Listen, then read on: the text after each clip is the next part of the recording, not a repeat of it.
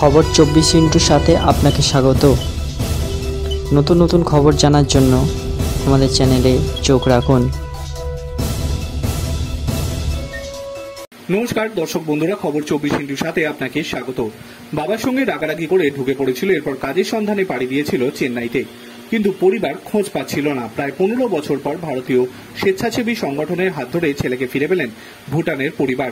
ফোনসে ওয়াংদি, বাড়ি ভুটানের থিম্পুতে। বাবার সঙ্গে রাগারাগি করে তিনি সামচি থেকে ভারতে ঢুকে পড়েছিলেন এই দেশে।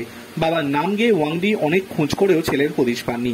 এদিকে ভারতে ঢুকে চেন্নাইয়ের একটি রেস্টুরেন্টে কাজ নেয় ফোনসে ওয়াংদি, কিন্তু করোনার সময় কাজ হারিয়ে মানসিকভাবে অসুস্থ হয়ে পড়ে।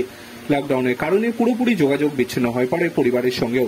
একসময় পরিবার ভেবে নিয়েছিল ছেলে হয়তো আর নেই। ভবঘুরে অবস্থায় রাস্তায় ঘুরে বেড়াতে দেখে চেন্নাইয়ের একটি স্বেচ্ছাসেবী সংগঠন তাকে উদ্ধার করে। তারপর একটি মানসিক হাসপাতালে প্রায় 6 মাস তার চিকিৎসা চলে। পরবর্তীকালে মুম্বাইয়ে আরও একটি স্বেচ্ছাসেবী সংস্থা তাকে মুম্বাইয়ে নিয়ে গিয়ে দীর্ঘদিন চিকিৎসা করায়।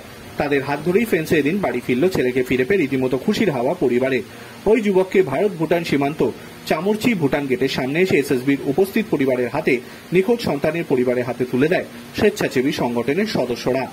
এই স্বেচ্ছাসেবী সংগঠনের তরফে সমর বসাক ও নিখিলেশ সাদাঙ্গা জানান, স্থানীয় পুলিশ প্রশাসন ও এসএসবি 17 ব্যাটালিয়নের সহযোগিতায় ফোনসে ওয়াংদিকে তার বাবার হাতে তুলে দেওয়া হয়েছে।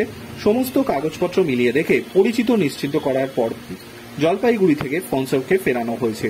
প্রায় 15 বছর পর বাবার সঙ্গে দেখা হয়েছে ছেলেকে ফিরে পেয়ে বেজায় খুশি বাবার নামদেব ওয়াংদি। জানালে এই আনন্দ ভাষায় প্রকাশ করা যাবে না। ব্যুরো রিপোর্ট, খবর 24/7।